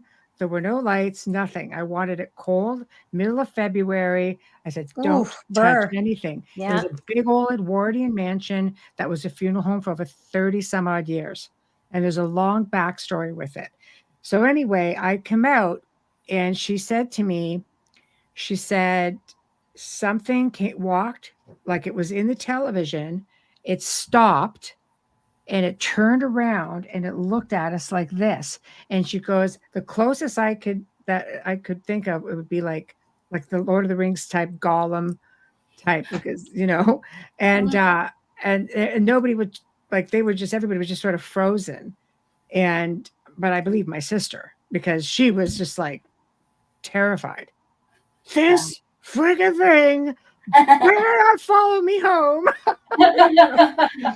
So it was interesting. It was probably one of the most interesting places. Used to call the house, used to call even my cell phone, which is hard to catch a signal. Like that's something that's not a landline.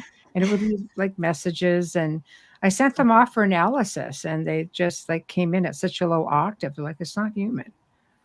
Wow. And growlies. I got hours of EVPs from that place. Growlies. You could just call. She would just call me and said, use your cordless, because it would hit the frequency on the cordless phone, and it would just all this crazy stuff would come through. And Don't do it without Michelle if you're thinking about it. Yeah, it was crazy. You got on the phone, she goes, you wouldn't believe it, but the whole floor just shook. Meanwhile, something was all growling. I'm like, I freaking believe it. Yeah, you walk into a place like that, you better know what you're doing. Yeah. I heard her one time going down the old servant stairs, and she goes, I have to catch the mail guy. I got to just drop this off. I'm going to put the phone down right here.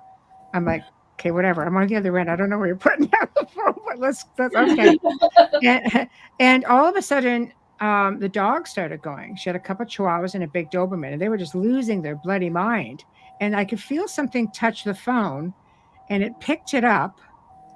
And it's the first time anything's communicated with me that way.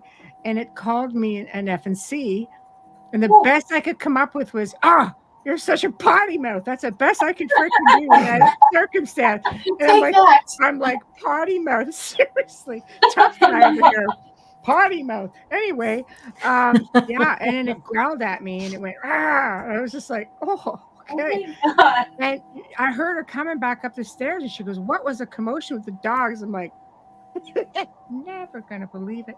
It was just crazy. And then that thing started, like, must have had the signal or something after that, and it would just start calling. I'd pick up the phone and be all growling, and I'd be like, after a while I'm like, yeah, okay, whatever. It was just repetitive, Yeah. But it was interesting. I would go over, and her little granddaughter, who was like 3 at the time, would ask to be picked up, and I'd pick her up and she'd point, and I'd say, okay, show me. And she would point, and she could see it all the time. wow. Yeah, it's crazy. Kids see everything.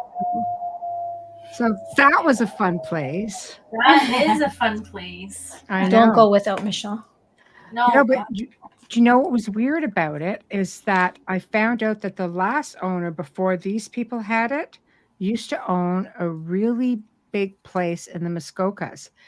And he used to get drunk, and he'd hang out with my former husband's relatives because they would all frequent there. All the celebrities would go to this place, right? And he would get drunk and tell people about, because he was a funeral director. He goes, oh yeah, my first wife's still in that house. Because apparently, like, there's a long story about bodies being left and not being buried and walled up, and it was crazy stuff. And honest to God, man, I spent the next year. Am I looking for a body? Well, she's still in that house because she disappeared.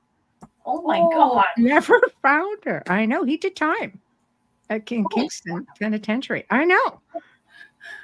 Wow. I can't say names, obviously, but weird how that connection was, right? Like, Right. Yeah. So I know. Kingston's haunted. I love You you. think? I know. They use it to film Mayor of Kingstown because it's actually written by a Canadian in collaboration with Taylor Sheridan, who does Yellowstone and all those great shows, right? So I can't remember what streaming service it's on, but it's worth watching. It's so well done, and some of it's filmed in Hamilton, and Toronto, and they film a lot in Detroit, and they film in Brantford, which could go on for days about Brantford. But anyways, yeah. So you see these familiar spots, and I can't remember his name. I think it's Hugh Dillon. He actually played on, my gosh, so many shows. Sons of Anarchy. He played on Yellowstone, and he was also on Flashpoint, which was the police drama, the SIU in Toronto, and they filmed in Toronto. So he wrote this story because he grew up in Kingston, and it used to be called Kingstown. It's a really cool show, but you have to like the cops and the gangs and all that stuff. It's that kind of show. And yeah, so a lot of action. If you like Flashpoint, you'll like this show. The historical places are awesome because you can't just get in there unless you do a tours, but you get to see it on television. But for sure haunted. I mean, been to Kingston, the fort, I mean, everywhere. In fact, we've got chairs that come from the Oddfellows Lodge that were made by prisoners in the early 30s of Kingston Penitentiary as part of the rehabilitation because the warden and the guards were all odd fellows. And they're one of a kind. One of them, it takes like 4 people to lift it. Wow. Holy cow. They're really old. They're just beautiful. But I mean, they didn't mess around. But the workmanship is amazing. Yeah. So little piece of history anyway, But what I'm going to do now is put your picture back up. And chairs, Wayne. Beautiful. Cheers.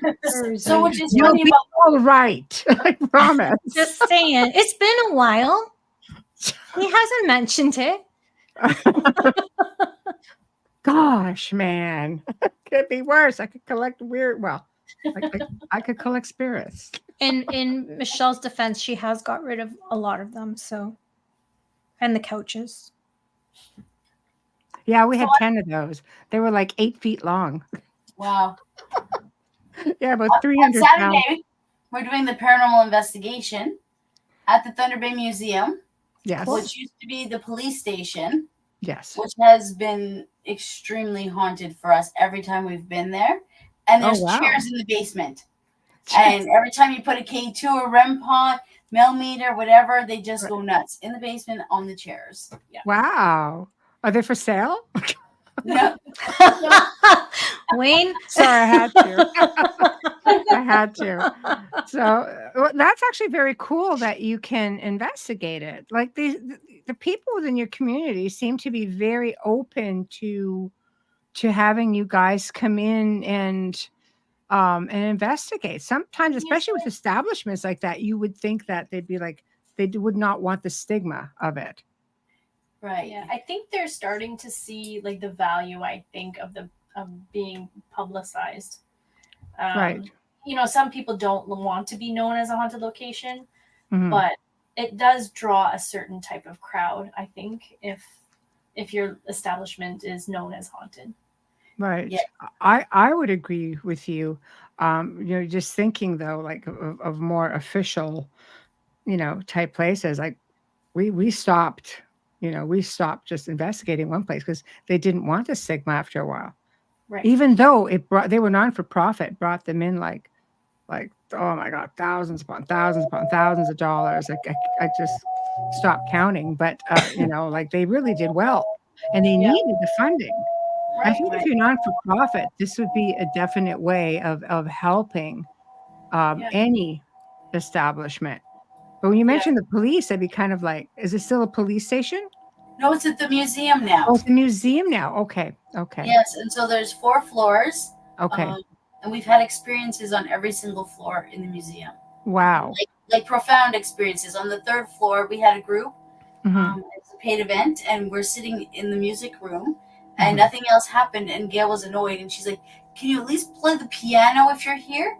And then you can hear banging on top of the piano. never And we annoy all them. stopped. And we're like, "What?" And then I'm like, "Can you do it again?" And it goes again, just a little louder. And then I'm like, "If you do it again, we'll clap." And it did it super loud, and we just like burst out and like clapping like Oh crazy. my gosh. Do you have any idea who it is? Like, No, wow. but it was captured on film. Yeah. I think it's on our TikTok. Yeah, maybe. Maybe TikTok land. Yeah. Wow. As part of the Paracon, we have Carrie Lynn coming in to do the psychic medium at the museum. And the 2 ladies from BC, they're also psychic mediums. So we'll see what they think and see if they can put some of the pieces together for us. Yeah. That'll be great if you have them all 3 at the same time. Right. The power. Yeah. See, this is what Zisan's saying about that frequency, that whistling stuff that's been going on throughout the show that there doesn't seem to be an explanation for. He said, picking up. Oh, sorry. No, go ahead. I'm so used to it. Hi, Zisan. That whistling frequency while picking up words like radio channels. So almost like a spirit box. Wow. And you said guys have been getting activity at the house. In our house lately, yeah. It started like a couple days ago.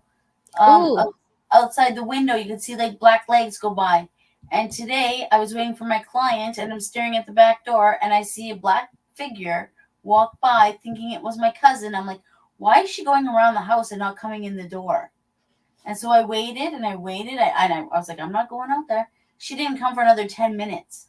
It's getting to that time of year too. Wow. Where did you go before, just recently, before all of this activity? Did you do a location?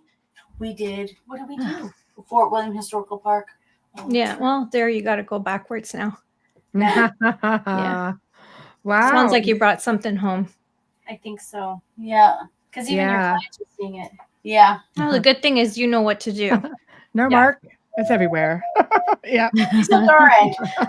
I know. You're welcome. Mark's probably thinking, oh my God, it's like 3:00 in the morning here. What's happening? Worse now. Yeah. Trooper. So, awesome. Wow. Well, guys, thank you. So the website, where can they go to get tickets and so on? How can they find you? How can they everything?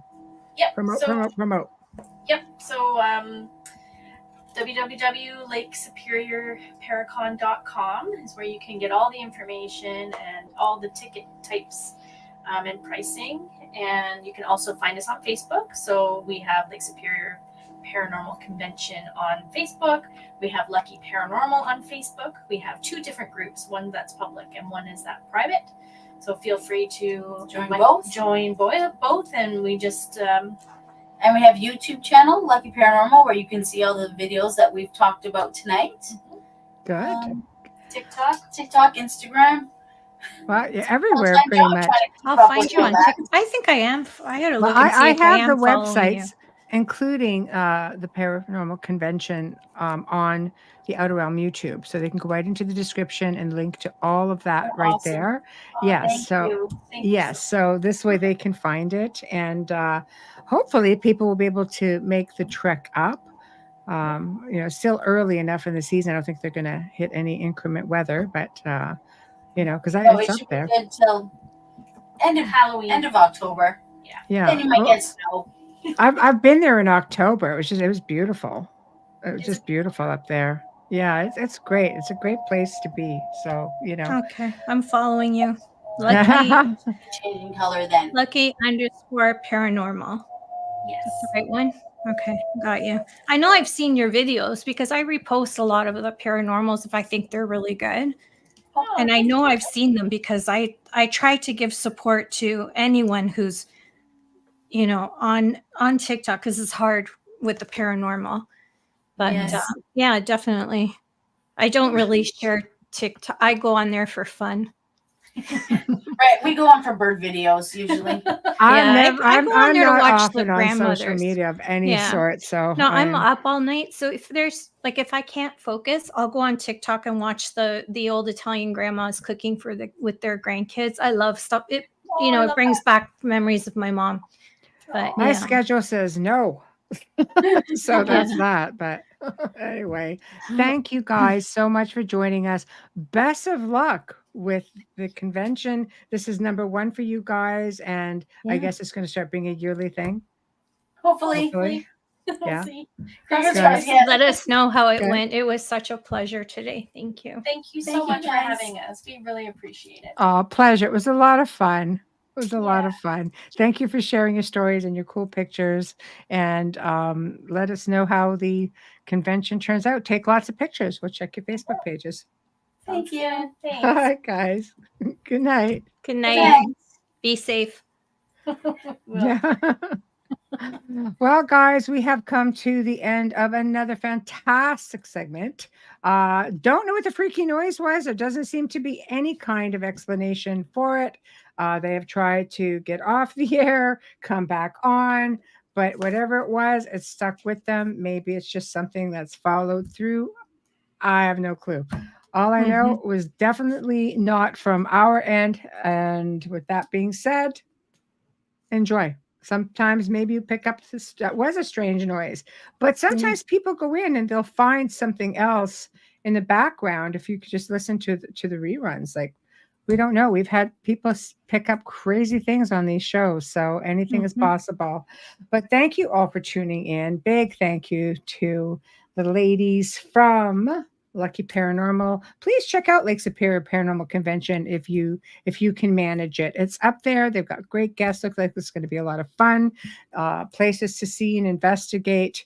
And I know, if I could do it, I would definitely do it. It's a great place to be. So big thank you to Folgers Coffee, Justin Snickers, Steve McGinnis. We appreciate you all so very much. Tomorrow night's going to be a lot of fun because we welcome back our dear friend, special guest, Michael Carter. You all know him from Ancient Aliens.